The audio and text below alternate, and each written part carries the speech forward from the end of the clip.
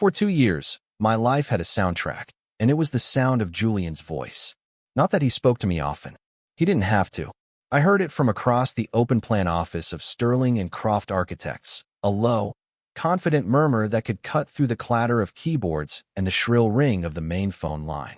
It was a sound that settled somewhere deep in my sternum, a resonant hum I could feel long after the words had faded. My existence was one of quiet observation, a collection of stolen moments and meticulously catalogued details. I knew, for instance, that Julian smelled of sandalwood and something sharp and clean, like bergamot or fresh linen. I knew he had a tiny, almost invisible scar just above his left eyebrow, a faint white line that only showed when he was concentrating, his brow furrowed over a set of blueprints. I knew he took his coffee with 1 sugar and a splash of cream, and that he always tapped his pen twice on the table before he started sketching. These were the facts of my life, the secret, useless trivia that filled the empty spaces. My world was drawn in shades of gray and charcoal, the color of concrete and graphite, the tools of my trade. I lived in a small, tidy apartment that overlooked a brick wall. My routine was a fortress built to keep loneliness at bay. Wake, coffee, work, microwave dinner, sleep. It was a life of straight lines and right angles, predictable and safe. And into this monochrome existence, Julian was a slash of vibrant, terrifying color. He was all easy laughter and casual touches, a man who moved through the world as if it were built for his comfort. He was everything I was not, and I was, to put it simply and pathetically, in love with him from a distance that felt both infinitesimally small and impossibly vast. The catalyst for the collapse of my carefully ordered world was Brenda from accounting. She was a woman who operated with the subtlety of a jackhammer, all sharp angles, and a voice that could curdle milk. For months, she had made me her project. It started with invitations to lunch, which I politely declined. It escalated to unsubtle comments about how I needed to get out more and offers to show me a good time. I was an expert in deflective maneuvers, a black belt in polite noncommitment. But my constant, gentle refusals were not seen as disinterest, but as a challenge. The more I retreated, the more she advanced, until one Friday afternoon, she cornered me by the water cooler. "Leo," she said, her voice a weaponized purr. "The firm's happy hour is tonight at the Gilded Cage. You are coming. It's not a request." "I appreciate the thought, Brenda," I started, already formulating my excuse about a looming deadline. "But I really can't." She planted a hand on her hip, her red-painted nails digging into the fabric of her skirt. Her eyes narrowed. "You know, people are starting to talk," she said, her tone shifting from predatory to venomous. "A guy who never goes out, never dates. Turns down a perfectly good offer." She leaned in, her voice dropping to a conspiratorial whisper that was loud enough for half the office to hear. "They're saying you're not interested in women at all. That you're, you know." My blood ran cold. In her mind, it was an accusation, an insult hurled to wound my pride. To me, it was just the truth, a truth I had guarded so carefully it had nearly suffocated me. I felt the heat rise in my cheeks, a blush of shame and anger and fear. I opened my mouth to say something, anything, but the words wouldn't come. My throat was a desert. The silence stretched, and I could feel the curious glances of my colleagues like physical blows. And then, a warmth spread across my shoulders. A solid, grounding weight. An arm draped around me, pulling me back against a firm chest. The scent of sandalwood and bergamot filled my senses, a sudden, shocking wave of comfort. "Sorry, Brenda." Julian's voice was a low, easy rumble right beside my ear. "But he's with me." The entire office seemed to hold its breath. I was frozen, trapped between the wall of Julian's body and the stunned, gaping face of Brenda. I tilted my head back slightly and saw the clean line of his jaw, the faint shadow of stubble. He wasn't looking at me.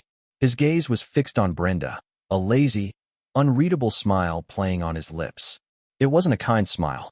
It was a dismissal, a final, non-negotiable closing of a door. Brenda's face went through a rapid series of emotions, disbelief, fury, and finally, a sort of grudging defeat. She sputtered, unable to form a coherent sentence, before turning on her heel and stalking back to her desk. The moment the tension broke, a low murmur of gossip erupted through the office. but I barely heard it. All I could feel was the heat of Julian's hand on my shoulder, the solid presence of him behind me, shielding me. He gave my shoulder a gentle squeeze before removing his arm, and the loss of contact was immediate and sharp. "You okay?" he asked, his voice back to its normal, friendly tone, as if he hadn't just detonated a bomb in the middle of our professional lives. I could only nod, my voice still lost somewhere in my constricted throat. He winked, a quick, mischievous flash of his eyes. "See you at happy hour, then." He walked away, leaving me standing there, my heart hammering against my ribs like a trapped bird. He had not just saved me. He had claimed me, and I had no idea what it meant. The next few weeks were a study in surrealism. The office became a stage, and Julian and I were the lead actors in a play I hadn't auditioned for. He made our relationship an undeniable fact. He would stop by my desk in the mornings, leaning over my drafting table to ask about my weekend, his arm brushing mine. The gesture seemingly casual, but sending a jolt straight through my system. He'd bring me coffee, remembering the one sugar and splash of cream, and place the cup on my desk with a soft clink that felt as intimate as a whisper. We ate lunch together every day, sitting at a small table in the firm's cafeteria or a nearby cafe, under the watchful eyes of our colleagues. I became a student of Julian, a scholar of his every move. The pretense of our relationship gave me a license to watch him that I'd never had before. I could stare openly, and it wasn't creepy or pathetic, it was what a boyfriend was supposed to do. I learned the cartography of his face, the way a single muscle in his jaw would twitch when he was frustrated with a design flaw. I memorized the pattern of freckles across the bridge of his nose, almost invisible unless the afternoon sun hit his face just right. I watched the way he used his hands when he talked, long, capable fingers shaping ideas out of the air. He was a kinetic being, always in motion, while I was static, an object at rest. He was the force, and I was the one being acted upon. My internal monologue became a frantic, endless loop of analysis. Every word, every gesture was dissected for a hidden meaning that was almost certainly not there. He called me Leo in that meeting, not my last name. Does he do that with everyone? His knee is brushing against mine under the table. Is he doing it on purpose? Or is this table just too small? He laughed at my stupid joke about cantilever beams. It was a real laugh, his eyes crinkled at the corners. Or was he just playing his part? A really, really good actor. I was drowning in a sea of ambiguity, and every small interaction was both a lifeline and a lead weight pulling me deeper. The touches were the worst. They were the most potent and confusing part of the charade. Julian was a tactile person by nature, but with me, his touches seemed to carry a different weight. It started with that first, declarative arm around my shoulders. Then it evolved. He'd place a hand on the small of my back to guide me through a crowded room at that first, terrifying happy hour we attended as a couple. The gesture was possessive, protective. His fingers were warm through the thin fabric of my shirt, and I was so acutely aware of each point of contact that I could barely breathe. I nearly tripped over my own feet, and his grip tightened for a moment to steady me. "Easy there," he murmured, his breath ghosting over my ear. My entire nervous system lit up like a switchboard. Another time, we were huddled over a set of blueprints, our heads close together. He pointed to a structural detail, his finger tracing a line on the paper. When he was done, his hand came to rest near mine, our pinkies brushing. It was the smallest, most insignificant contact, yet it felt like an electric shock. I didn't move. I didn't breathe. I just sat there, transfixed by the millimeters of skin that were touching, a silent conversation happening in that tiny space that I couldn't begin to interpret. He didn't pull away for a full 10 seconds, and in that time, I imagined an entire lifetime. The most intense moment came on a Tuesday afternoon. I was wearing a new gray sweater, and as we were leaving for lunch, he stopped me in the hallway. "Hold still," he said, his voice low. He reached out, and his fingers brushed against my collarbone. I flinched, startled by the unexpected contact. He was picking a piece of lint off my sweater, a tiny, insignificant speck of white fluff.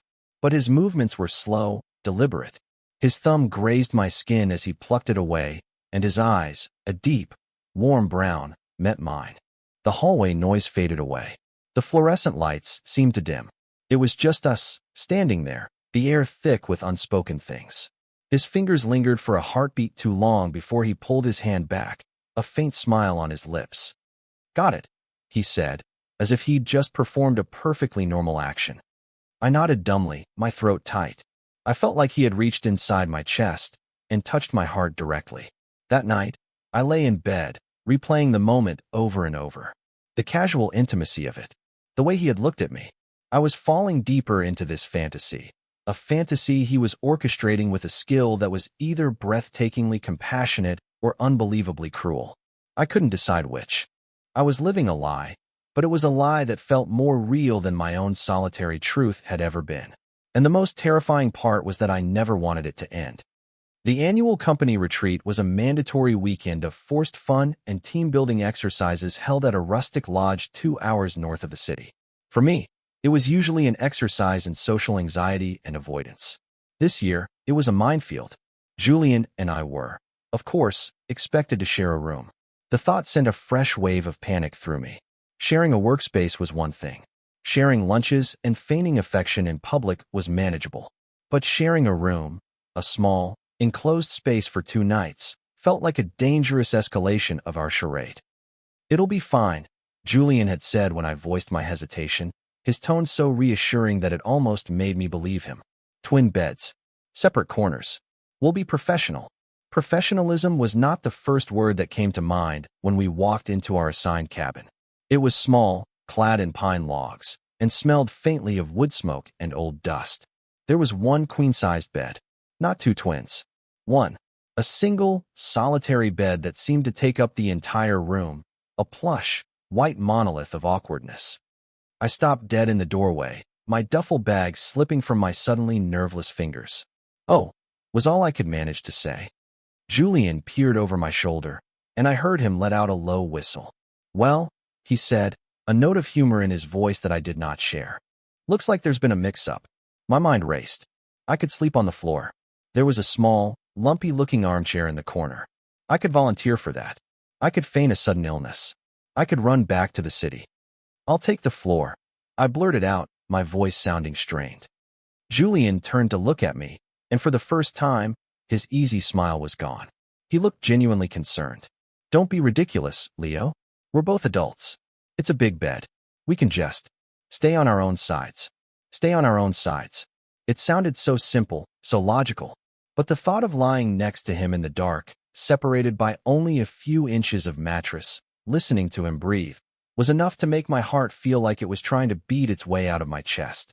There was no choice, though. To make a scene would draw more attention, more questions. It would unravel the very lie we were here to maintain. "Okay," I agreed, my voice barely a whisper. The first day was a blur of excruciating team-building activities.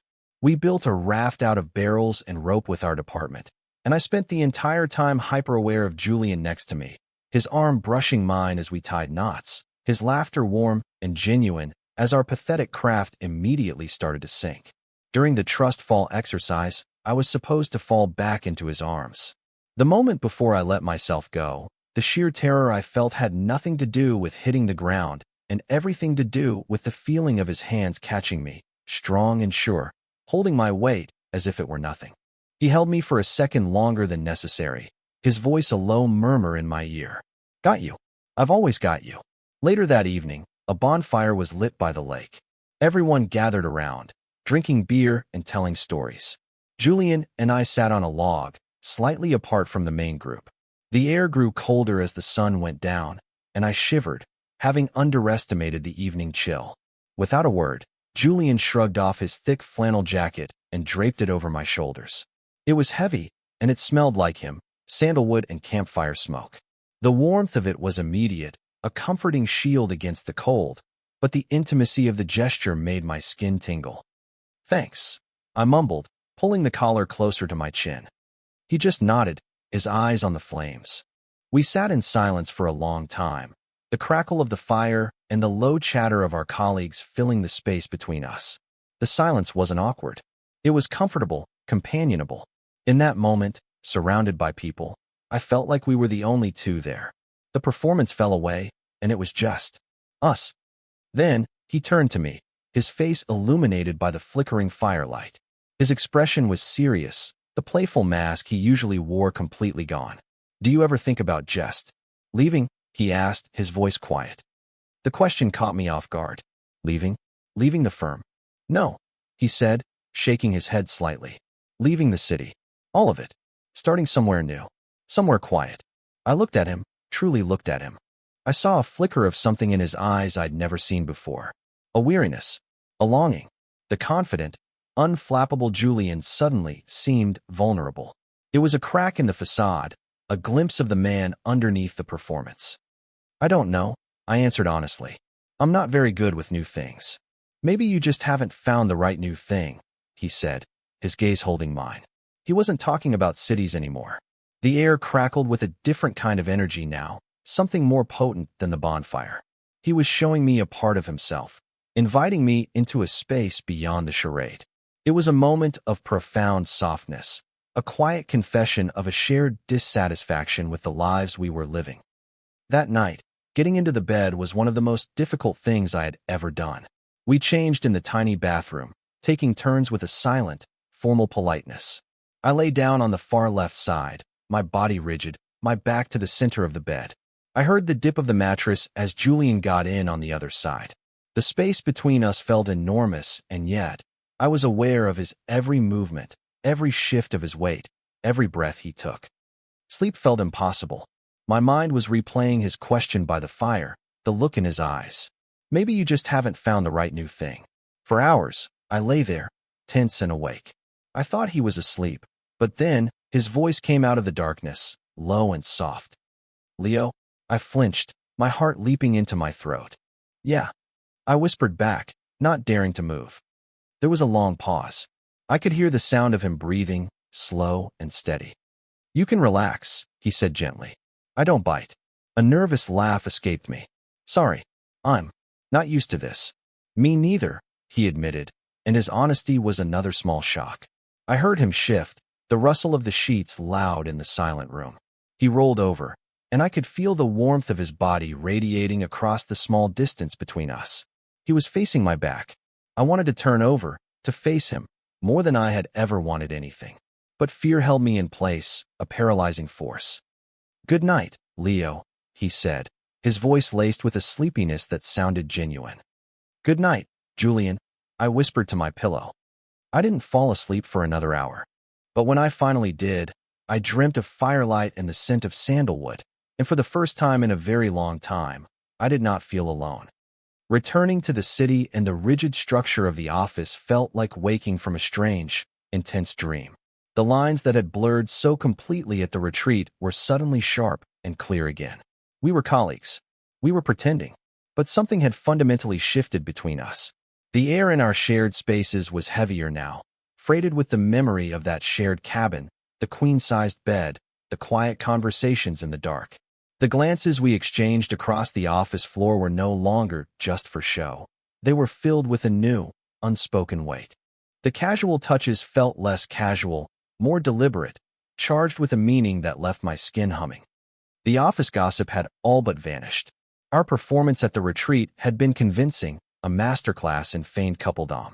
Brenda from accounting now avoided my gaze entirely. In that sense, Julian's plan had been a resounding success. The lie had served its purpose.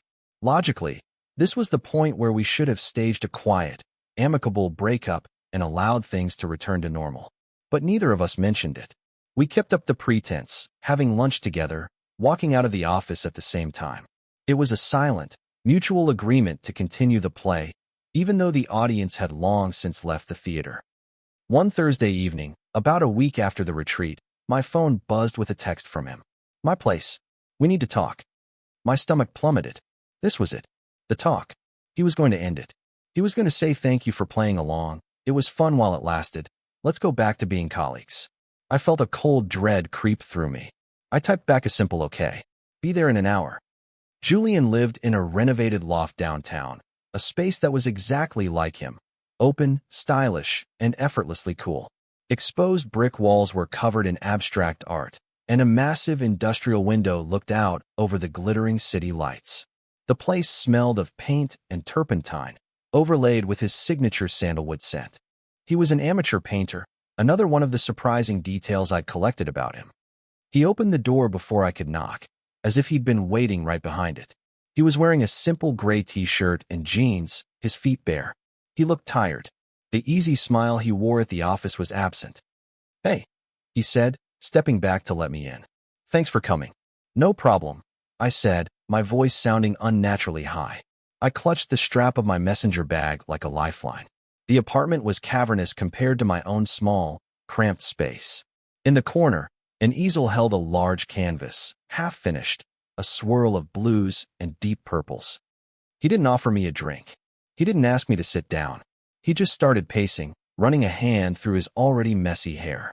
The motion was agitated, restless. It was a side of him I had never seen before, and it set my teeth on edge. I stood awkwardly by the door, feeling like an intruder. "The rumors have stopped," he said, not looking at me. He was staring at the half-finished painting. "Completely. Brenda is practically allergic to you now." "Yeah," I said, my voice small. "It worked. Thank you, Julian. For all of it, I was trying to make it easy for him, to give him the opening he needed to deliver the final lines of our script." He stopped pacing and finally turned to face me. His eyes were dark, intense. "It was pretty convincing, wasn't it?" he asked, his voice low and rough. "Us." My heart skipped a beat. This was the moment. The loaded question. The pivot point on which everything was about to turn. I could give him the easy answer, the one that would let us both off the hook. Yes, we were great actors. But the words felt like ash in my mouth. I couldn't say them. The vulnerability I'd seen in him at the retreat, the memory of his warmth in that cold cabin, it had changed the rules. I swallowed hard and gave a small, non-committal nod. It was the best I could do. It was not enough. A flicker of frustration crossed his face. He took a step towards me, then another. He was closing the space between us, his presence suddenly overwhelming in the quiet room. "Is that all you have to say, Leo?" A nod. "What do you want me to say?" I asked, my voice barely a whisper. I was backing away without realizing it, my feet shuffling backward until my back hit the cool, smooth surface of the kitchen island. I was trapped. He followed me, planting his hands on the granite countertop on either side of my hips, caging me in. His face was inches from mine. I could see the flecks of gold in his brown eyes, feel the warmth radiating from his body. My breath hitched. The air was thick, electric. This was no longer a performance. This was real. "I want you to be honest," he said, his voice a low growl that vibrated through my chest. "For once, stop hiding behind your blueprints and your quiet little life." My carefully constructed walls were crumbling, turning to dust under the intensity of his gaze. All the feelings I had suppressed for 2 years were surging to the surface, a tidal wave of terror and longing. "You're a good actor, Julian," I managed to choke out, a last, desperate attempt to cling to the safety of the lie. It was a weak, pathetic defense. His expression hardened. A muscle in his jaw clenched. "Am I?" he challenged, leaning in closer. His breath was warm on my lips. My world had shrunk to the space between our faces. "You've been watching me for 2 years, Leo. I've seen you. I've felt your eyes on me every single day. You know me better than anyone in that office. So you tell me what's real." He paused, his eyes searching mine, demanding something I was terrified to give. My heart was a frantic drum against my ribs. Time seemed to slow down, to stretch into an unbearable, silent eternity. Then he delivered the final, devastating blow, his voice dropping to a husky whisper that shattered my last defense. "Prove it." The world stopped. The 2 words hung in the air between us, an ultimatum, a plea, a dare. Prove it. It was a demand for the truth I had kept locked away for so long. All my overthinking, all my analysis, all my fear, it all evaporated in that single, charged moment. There was no more room for thought, only for action. The passive observer in me died, and for the first time in my life, I moved without thinking. I closed the final inch of space between us. My hands, which had been clenched into fists at my sides, come up to cup his face. His skin is warm, the stubble on his jaw scratching against my palms. It's a grounding sensation, a confirmation that this is real, that he is real. And then I kiss him. It is not a gentle kiss. It is not hesitant or shy. It is 2 years of pent-up yearning, of silent observation, of desperate, unspoken hope crashing into a single, frantic moment. It's clumsy and needy and raw. It's the taste of coffee and something uniquely Julian. It is the most honest thing I have ever done. For a split second, he is perfectly still, a statue under my hands. A flash of pure terror shoots through me. I misread everything. This is a mistake. A terrible, terrible mistake. But then, he makes a sound, a low groan deep in his chest, and he is kissing me back. His hands leave the counter and slide around my waist, pulling me hard against him. His body is solid, muscular, a stark contrast to my own leaner frame. He deepens the kiss, his mouth slanting over mine, and all the clumsiness melts away, replaced by a desperate, hungry synchrony. This is not for show. This is not for our colleagues. This is not a game. This is a confession, a conversation we are having without words. His hands slide up my back, his fingers tangling in my hair, tilting my head to give him better access. My own hands slide from his face to his shoulders, gripping the soft fabric of his t-shirt, holding on as if he is the only thing keeping me upright. My mind, usually a chaotic storm of anxiety, is blessedly, perfectly silent. There is only sensation. The scrape of his stubble against my skin, the surprising softness of his lips, the scent of him, sandalwood and paint, filling my lungs, the frantic, thundering beat of my own heart, which seems to be echoed by the one I can feel pounding against my chest from his. We are pressed so tightly together I can't tell where I end and he begins. He breaks the kiss, but only to press his forehead against mine. We are both breathing heavily, ragged gasps in the quiet of his loft. His eyes are closed.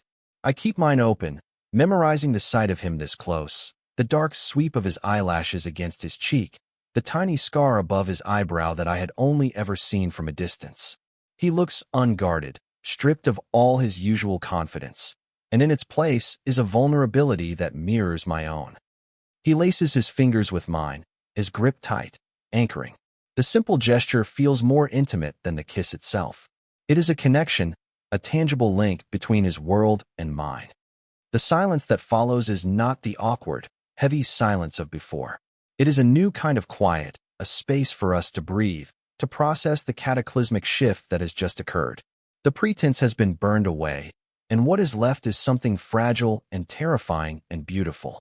I had spent years watching him, building him up in my mind into something untouchable. But here, with his forehead pressed to mine, his breath mingling with my own, he was just Julian. And I was just Leo. And we had finally found each other. After a moment that felt like both a lifetime and a single second, he opened his eyes. His gaze was clear, direct, and held none of the ambiguity that had driven me to distraction for months. It was filled with a profound, startling relief. "Okay," he breathed out, the word a soft puff of air against my lips. It wasn't a question. It was a statement, an acceptance, the beginning of an answer. "Okay," I whispered back, my voice hoarse. A slow smile spread across his face, a real one, the kind that reached his eyes and made them crinkle at the corners. It was the smile I had cataloged and memorized from afar, but now it was for me. Just for me. He had asked me to prove it, and I had. And in doing so, I had proven something to myself, too. That I was capable of stepping out of the shadows. That I was brave enough to reach for what I wanted. The moments immediately following the kiss were a strange mixture of exhilarating and terrifying. We stood there in his kitchen, foreheads still pressed together, our fingers intertwined. The raw, desperate energy of the kiss slowly subsided, replaced by a humming, nervous silence. My mind, which had been blissfully blank, roared back to life. What now? What does this mean? Was this just a moment of passion, a release of tension built up by our strange situation? The old, familiar anxieties began to creep back in, whispering doubts in the back of my head. He had been the one to push, to demand, but I had been the one to act. The fear that I had overstepped, that I had misinterpreted his frustration as desire, began to coil in my stomach. I must have tensed, because Julian's thumb began to stroke gently over my knuckles. It was a small, reassuring gesture that cut through the rising panic. He pulled back slightly, just enough to look me in the eye. His expression was still soft, unguarded. "So," he said, his voice a little rough. "That's real." It wasn't a question. It was a confirmation, a shared acknowledgement of the truth we had just uncovered. Hearing him say it, Hearing him validate the reality of what had just passed between us was like a balm on my frayed nerves. Yeah, I managed to say, my own voice shaky. Real. He let out a long, slow breath, a sigh that seemed to carry weeks of unspoken tension with it. Good, he said simply. He released my hands and took a small step back, breaking the intense physical connection. The sudden space between us felt cold. My anxiety spiked again. Was he pulling away? Regretting it already? But he didn't go far. He just leaned back against the counter opposite me, crossing his arms over his chest. It wasn't a closed-off gesture, it was thoughtful. He was watching me, his gaze steady. I'm sorry, he said, and my stomach dropped. For what? I asked, my voice barely audible. For pushing you. Literally, he said, a faint, wry smile touching his lips. I couldn't stand the silence anymore, Leo. Watching you watch me, day after day, knowing you felt something, and you were so determined to keep it locked up. I didn't know how else to get through to you. His admission stunned me into silence. He had known. He hadn't just suspected, he had known.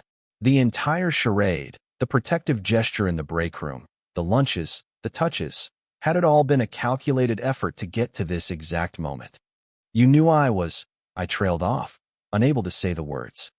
That you were interested? He finished for me, his voice gentle. Yeah, I knew. For a long time. You're not as subtle as you think you are, he chuckled softly. You have this look on your face when you're staring at me over the top of your monitor. It's like you're trying to solve a particularly difficult equation. A hot blush crept up my neck. I had thought I was so careful, so invisible. But he had seen me all along. The realization was both mortifying and incredibly, deeply validating. I wasn't just a ghost haunting the periphery of his life. I was seen. The gossip, I said, putting the pieces together. Brenda, you used it as an excuse. I used it as an opportunity, he corrected. She was making your life hell, and that was unacceptable. But yes, it was also the only way I could think of to get close to you, to break down your walls without completely scaring you off. I figured if we were pretending, you'd feel safe enough to let me in a little. It was all a plan. A beautiful, complicated, terrifyingly perceptive plan. He had seen my loneliness, my fear, and instead of being repelled by it, he had orchestrated a way to draw me out. The thought was overwhelming. All this time I had been analyzing him. He had been reading me like an open book. The internal test for me wasn't about whether Julian's feelings were real. After that kiss, after his confession, I had no doubt. The test was whether I could accept them. Whether I could believe that I was worthy of this kind of attention, this kind of affection, the habit of a lifetime, the deeply ingrained belief that I was meant to be alone, fought against this new, fragile reality. My biggest demon was my own self-doubt, the quiet voice that whispered, he'll get bored. He's exciting and vibrant, and you're quiet and gray. This can't last.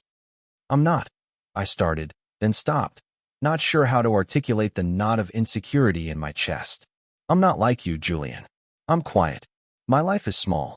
He pushed off the counter and walked back to me, stopping just before me. He didn't touch me this time. He just held my gaze. I know, he said softly. Leo, I don't want you to be like me. I have enough of me. I like your quiet. I like watching you think. I like the way you see the world. All the details everyone else misses. He reached out and gently tucked a stray strand of hair behind my ear. His fingers were warm against my temple. Your life isn't small. It's focused. And for the last 2 years, I've been hoping I could become a part of that focus. His words were a direct counterassault on every insecurity I had.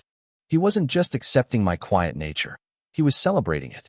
He was telling me that the very things I saw as my biggest flaws were the things that had drawn him in.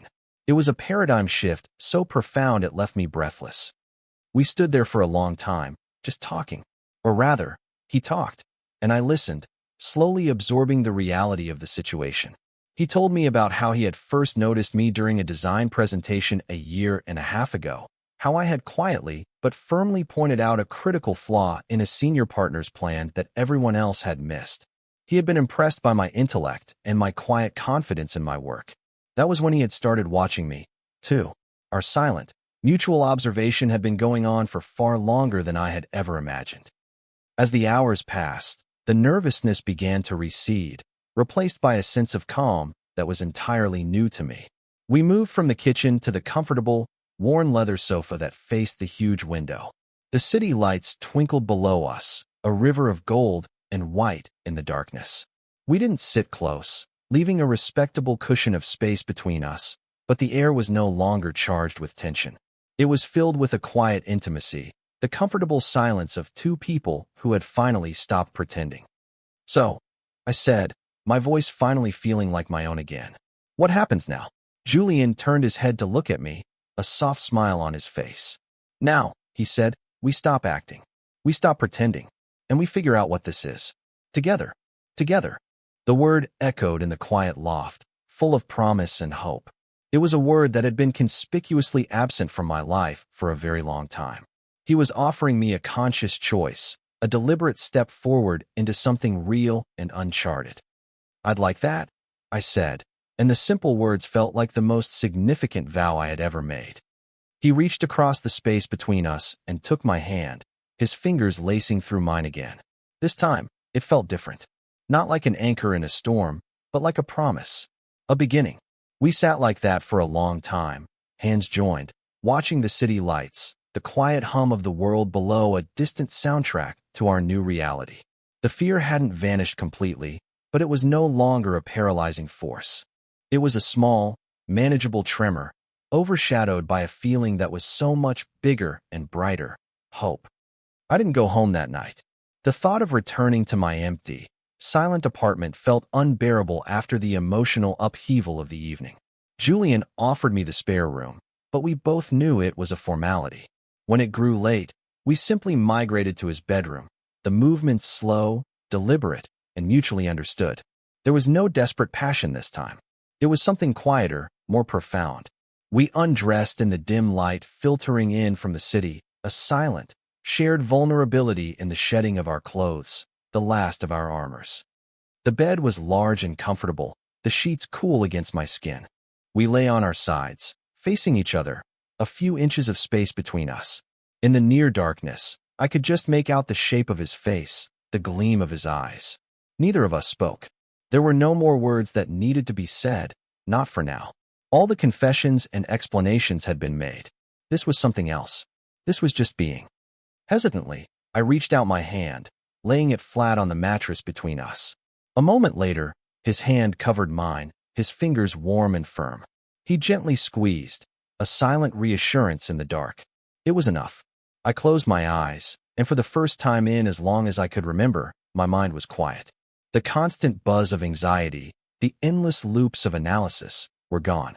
In their place was a simple, grounding awareness of the man beside me. The sound of his steady breathing, the warmth of his hand on mine, the faint scent of sandalwood that clung to his pillows. I fell asleep faster than I ever did in my own bed, a deep, dreamless sleep that was a surrender and a relief. I woke to the soft gray light of dawn filtering through the large loft window. For a moment, I was disoriented, the unfamiliar ceiling and the vastness of the room confusing my sleep-addled brain. Then it all came rushing back. The conversation, the kiss, Julian. I turned my head, and he was there, still asleep, his face relaxed and peaceful. He had moved in the night. His arm was draped loosely over my waist, his face turned towards me. His breathing was a slow, even rhythm against my neck. I lay perfectly still, not wanting to wake him. I allowed myself to simply exist in this moment of quiet, domestic intimacy. This was real. This wasn't a performance for our colleagues or a desperate act in a moment of high tension. This was the calm, quiet morning after. The sun was rising, casting long shadows across the wooden floor. The city below was beginning to stir, a distant hum of traffic starting its daily chorus. And here, in this bed, was a pocket of perfect stillness. Julian's scent was all around me, a comforting blanket of sandalwood and sleep. The weight of his arm on me was grounding, a tangible proof that last night had not been a dream. I felt a sense of peace settle over me, a feeling so foreign it was almost jarring. The constant, low-level anxiety that had been my companion for years was absent. In its place was a quiet contentment, a feeling of being exactly where I was supposed to be. Eventually, his breathing changed, and his eyes fluttered open. They focused on me, and a slow, sleepy smile spread across his face. There was no awkwardness, No morning after unease. Just a simple, warm recognition. "Morning," he mumbled, his voice thick with sleep. "Morning," I whispered back. He tightened his arm around me, pulling me a little closer. "Sleep okay?" he asked. "Better than I have in years," I admitted, and it was the absolute truth. He pressed a soft, gentle kiss to my forehead. It was chaste and incredibly sweet, a stark contrast to the desperate kiss from the night before, but it held just as much meaning. It was a kiss of reassurance, of new beginnings. "Coffee?" he asked. "Please." We made breakfast together in his sun-drenched kitchen. I found mugs in the cupboard while he ground fresh coffee beans, the rich aroma filling the air. We moved around each other with an easy, unspoken rhythm, as if we had been doing this for years. He made scrambled eggs, and I toasted thick slices of sourdough bread. We didn't talk much, but the silence was full and comfortable, punctuated by the clink of cutlery and the sizzle of the pan. We ate sitting at the kitchen island, the same island where he had cornered me just hours before. Now, instead of being a place of confrontation, it felt like our first kitchen table. I looked at him over the rim of my coffee mug, the morning light catching the gold flecks in his eyes. He caught me looking and smiled, a smear of butter on his lip. I reached out without thinking, my thumb gently wiping it away. He caught my hand, brought my fingers to his lips, and kissed my thumb. The gesture was so simple, so intimate, it made my heart ache with a sweet, unfamiliar joy.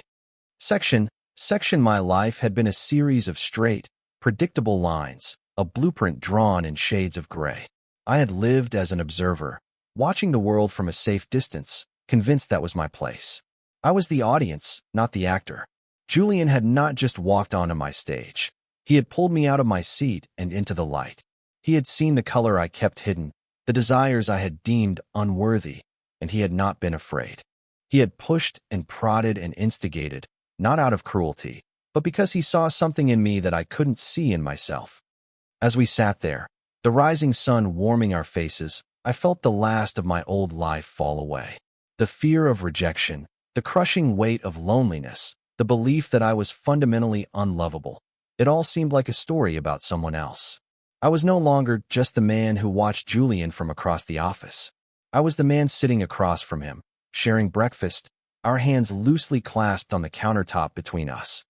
I looked from our joined hands to his face, and he was already looking at me, his expression open and full of a quiet, steady affection. He didn't need to say anything. I didn't need to ask. In the calm light of a new day, everything was perfectly, wonderfully clear. I had been asked to prove that what I felt was real, but what he had really done was give me the chance to prove it to myself. And in doing so, I had finally come home.